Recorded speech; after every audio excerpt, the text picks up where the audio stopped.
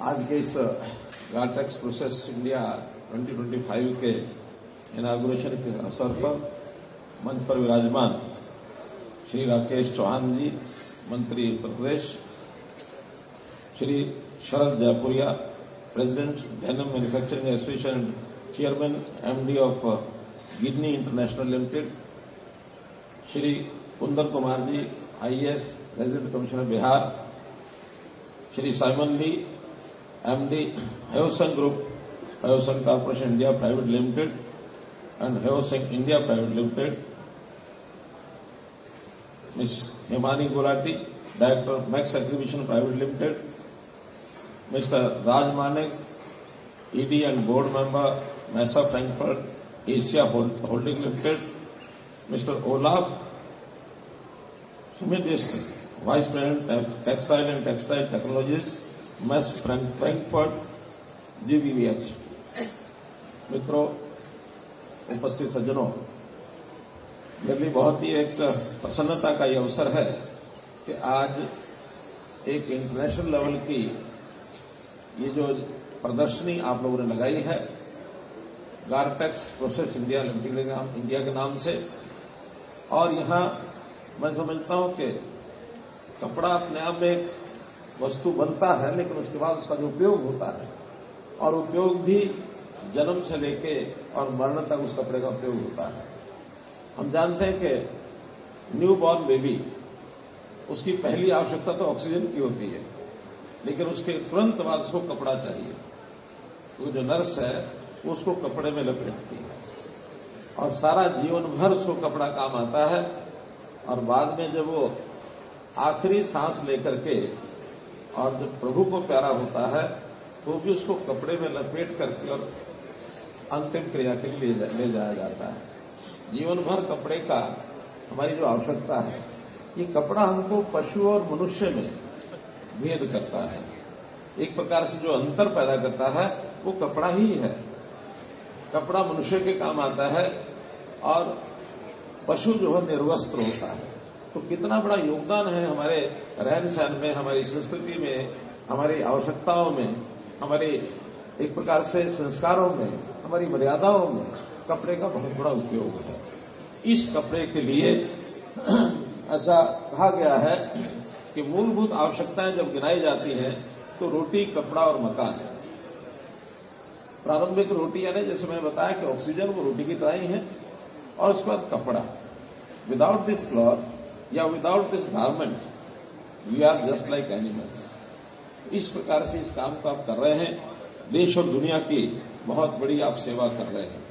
आपको बताते हुए मुझे हर्ष है कि मैं भी अपने जीवन यापन की जो शुरुआत कभी की थी तो कपड़े से शुरू की थी। In 1972 I pass my pre medical classes, और उसके बाद पढ़ाई छोड़ करके I came into the business of cloth, और वो भी दिल्ली में। दिल्ली में भी प्लेसेस लाइक सदर बाजार, लाइक चांदनी चौक। तो मैंने 8 साल तक ये बिजनेस का काम यानी कपड़े का काम किया है। और ये कपड़ा जो है गारमेंट्स के लिए साउथ इंडिया से मैं लेकर के आता था, और गारमेंट मैन्युफैक्चरिंग जितने भी दिल्ली के थे जो एक्सपोर्टर्स थे उनको सप्लाई करता था। ये एक आजीविका का साधन तो मेरा जरूर था, लेकिन कई बार किसी बिजनेस के जैसे साइड प्रोडक्ट के नाते एक बेनिफिट होते हैं। एक बहुत बड़ा बेनिफिट मुझे इस समय में हुआ, उसको मैं आज याद कर रहा हूं कि उस दौरान क्योंकि साउथ इंडिया तमिलनाडु जाना होता था तो तमिल भाषा नहीं आती थी। I tried to learn Tamil, और मैं तमिल इतनी सीख गया कि आज कोई भी तमिलनाडु का व्यक्ति होता है, I can express my idea with him fluently.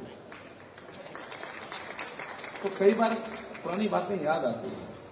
उस समय ये सब चीजें जो आज आप यहां आए हैं, यानी एक प्रकार से वीवर से लेकर के यानी जुलाहे से लेकर के और धोबी तक का काम जो कपड़े से जुड़ा हुआ है। कपड़े की पहले उसका ट्रेडिंग है, कपड़े का पहले मैन्युफैक्चरिंग है, हर प्रकार का कपड़ा। आप अलग अलग जगह से यहाँ देश और दुनिया से यहाँ आए हुए हैं, तो दुनिया में भी कपड़े का बहुत अच्छे अच्छे प्रकार आपको विदेशों में मिलेंगे। चाहे वो सिंगापुर हो, चाहे वो मैं कहता हूँ पेरिस हो, अथवा आपका जो अन्य देश हैं, जिन देशों से कपड़े का व्यापार हम करते हैं, हम यहां से बाहर भी करते हैं, बाहर से यहां भी करते हैं।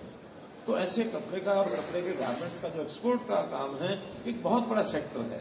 इस सेक्टर के यहाँ नई नई विधाएं, आज केवल यहाँ कोई एक सामान्य कपड़े को विषय लेकर के आप यहाँ आए ऐसा नहीं है। जो मेरी जानकारी है कि देश और दुनिया के 200 कंपनीज के लोगों ने यहाँ अपनी प्रदर्शनी लगाई है। न केवल कपड़े का मैन्युफैक्चरिंग है, उसकी मशीनरी है, साथ में टेक्नोलॉजी है। उस टेक्नोलॉजी के ऊपर भी आप लोगों ने यहाँ जो प्रदर्शन किया है, जो आज के नए युग को, नई पीढ़ी की जो आवश्यकता है, एआई बेस्ड जो सारे आपके सॉफ्टवेयर हैं इस कपड़े को बनाने में, इसके डिजाइन बनाने में, उसकी क्वालिटी को बनाने में, तो इस प्रकार के सारे विषय आज जो यहाँ जो लेकर के आप लोग यहाँ बढ़े हैं, तो इस शुभ अवसर पर मैं आपको बहुत बहुत बधाई और बहुत बहुत शुभकामना देता हूं। मैं इसमें ये भी जोड़ना चाहूंगा कि इस कपड़ा मैन्युफैक्चरिंग के अंदर कहीं ना कहीं आज भारत सरकार के बहुत से विभागों का रोल है। वहां पावर डिपार्टमेंट का जो मेरे पास विभाग है उसका भी बहुत बड़ा रोल है। और उस पावर डिपार्टमेंट में, क्योंकि बिना पावर के आज इंडस्ट्री का एक भी कदम आगे बढ़ नहीं सकता। और जो सबसे बड़ी बात है, आज से कुछ साल पहले तक पावर की क्वालिटी क्या है, पावर की प्रकार क्या है, इस पर कोई ध्यान नहीं देता था, किसी प्रकार से बनी हो। लेकिन आज देश और दुनिया में जागरूकता इतनी हो गई है कि हमको पावर भी ग्रीन पावर चाहिए, यानी फॉसिल पावर की बजाय नॉन फॉसिल पावर से अगर हमारी इंडस्ट्री होगी तो दुनिया आज उसको प्राथमिकता देती है। और ग्रीन कॉरिडोर के माध्यम से जो इंडस्ट्री हमारी लगेगी, उसका जो प्रोडक्ट है उसकी ज्यादा से ज्यादा एक्सपोर्ट करने की संभावना ये है। उस ओर हम आगे बढ़ रहे हैं। कभी कोई समय था जब केवल थर्मल प्लांट्स के माध्यम से ये पावर का हम लोग जनरेट करते थे, उसका उपयोग करते थे। बाद में हाइड्रो आया, हाइड्रो के बाद सोलर है, विंड है। इस प्रकार की जो नॉन फॉसिल पावर है, इसकी मात्रा को कैसे बढ़ाया जाए, देश में एक टारगेट हमारा रखा गया, दुनिया के सामने हमने रखा 2015 के पेरिस एग्रीमेंट में कि हम अपने देश की पावर नॉन फॉसिल, यानी जिसको आरई कहते हैं, ये 2030 तक 50% बना लेंगे। मुझे आपको बताते हुए खुशी हो रही है कि 2030 तक नहीं, अब 2025 5 साल पहले ही हमने 50% का आंकड़ा छू दिया। क्योंकि हमको वातावरण को भी शुद्ध रखना है, पर्यावरण शुद्ध रखना है, पॉल्यूशन को खत्म करना है।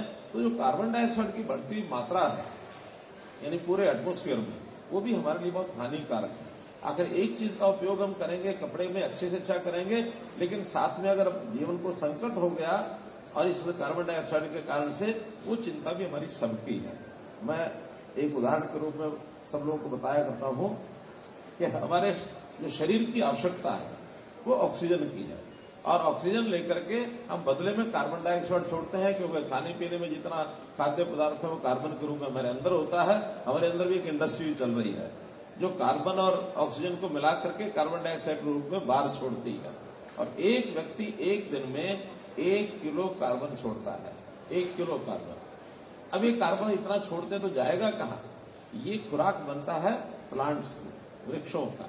तो जो हमारे वन है वो इस कार्बन को अब्जॉर्ब करते हैं और बदले में फिर ऑक्सीजन छोड़ते हैं। कार्बन डाइऑक्साइड लेते हैं, ऑक्सीजन छोड़ते हैं, वो ऑक्सीजन हमारे काम आती है। तो एक इंडस्ट्री हमारे अंदर चल रही है, एक इंडस्ट्री पेड़ों में चल रही है। तो ये साइकिल है, ये सर्कल है, इसके कारण से हमारा जीवन सुलभ होता है। अब कितने पेड़ हो तो हमारे 1 किलो कार्बन को जो एब्जॉर्ब करेंगे, एक पेड़ 60 से लेकर 90 ग्राम इतना कार्बन एब्जॉर्ब करता पर डे। छोड़ते हम 1 किलो में। तो एक व्यक्ति को जीने के लिए 15 पेड़ चाहिए। 15 से 20 पेड़ अगर एक व्यक्ति उसके जीवन में सपोर्ट नहीं करेंगे तो व्यक्ति का जीना दुर्भर हो जाएगा। तो ये भी एक कलेक्टिव काम हम जो कर रहे हैं वो पर्यावरण को बचाने के लिए, वो है हमारा जो वन विभाग करता है पर्यावरण को सुरक्षित करने के लिए, वो पेड़ लगाने का अभियान। प्रधानमंत्री ने कहा 1 पेड़ मां के नाम। ये अभियान बहुत जोरों से हम चला रहे हैं। मैं इसको इस नाते से जोड़ रहा हूं कि हम जहां अपना उत्पाद वो किसान पर निर्भर है, किसान पैदा करेगा तो उनको कपास मिलेगी, कपास मिलेगी तो उसकी आगे प्रोसेसिंग होगी, उसकी वीविंग होगी, उसका धागा बनेगा, कपड़ा बनेगा, फिर हमारी इंडस्ट्री में आगे बढ़ेंगे। वैसे उस किसान को सपोर्ट करने के लिए ये भी कहते हैं कि पेड़ भी अधिक से अधिक लगाओ। और ये काम हर एक व्यक्ति को अपने जीवन में करना चाहिए, चाहे अपने आंगन में करे, चाहे अपने किसी सार्वजनिक स्थान के ऊपर करें, कहीं वन विभाग में जाके करें, ओपन स्पेस में करें, लेकिन अपने जीवन में पेड़ लगाने का संकल्प ये हमको लेना चाहिए। तो मित्रों, कपड़े के बारे में मैं कितनी बात कहूं उतनी कम है, लेकिन ये 3 दिवस के आपके जो कार्यक्रम है, इस प्रदर्शनी का जो उद्घाटन अब हो रहा है, इस अवसर का लाभ ज्यादा लोग उठाएं और ज्यादा लोगों को उसका लाभ मिले। जो हुनर है जो हम यहाँ प्रदर्शन करेंगे, इस हुनर की जो लेटेस्ट तकनीक है, लेटेस्ट तकनीक लोग अपनाएंगे तो उसमें लोगों को रोजगार भी अधिक मिलेगा और कम लागत में कपड़ा उपलब्ध होगा। क्योंकि लागत बहुत बड़ा विषय होता है। किसी भी लोगों को उसका उपयोग करने के लिए किस प्रकार का उपयोग उसको करना है, उसकी लागत पर निर्भर करता है। हमारा डिजाइन तो अच्छा है, लेकिन लागत इतनी ज्यादा है कि उस डिजाइन को आम आदमी की अफोर्डेबिलिटी में वो आया नहीं, या हमारे कपड़े की क्वालिटी बहुत अच्छी है, लेकिन लागत अगर इतनी ज्यादा है कि उसके लिमिट में वो अगर अफोर्डेबल नहीं है तो उसका उपयोग करेगा नहीं। तो हमको उसकी टेक्निक भी अच्छी बनानी है, लागत भी अच्छी रखनी है, डिजाइन भी अच्छा रखना है, ड्यूरेबिलिटी भी अच्छी होनी चाहिए। तो गांव से लेकर के शहर तक हर व्यक्ति की आवश्यकता पूर्ति हो, इसकी हमको चिंता करनी चाहिए। और कुल मिलाकर चाहे वो आत्मनिर्भरता भारत के लिए हो, चाहे अपने देश के लोगों की आवश्यकता हो, या फिर विदेश में एक्सपोर्ट की आवश्यकता हो, इसको हम पूरा करें। और मैं आभार प्रकट करता हूं उन संस्थाओं का जिन्होंने आज इस प्रदर्शनी का जो एक प्रकार से अपने जिम्मे लेकर के इसकी व्यवस्था की है। और टेक्सटाइल केयर फॉर्म यानी एक प्रकार का आज जो संस्थाएं हैं जिन्होंने इसका 2 संस्थाओं के नाम मुझे बताए गए कि जिन्होंने इसका आयोजन किया है। मैं ऐसे दोनों संस्थाओं को भी अपनी ओर से बहुत बहुत बधाई और शुभकामना देता हूं। बहुत बहुत धन्यवाद, बहुत बहुत आभार।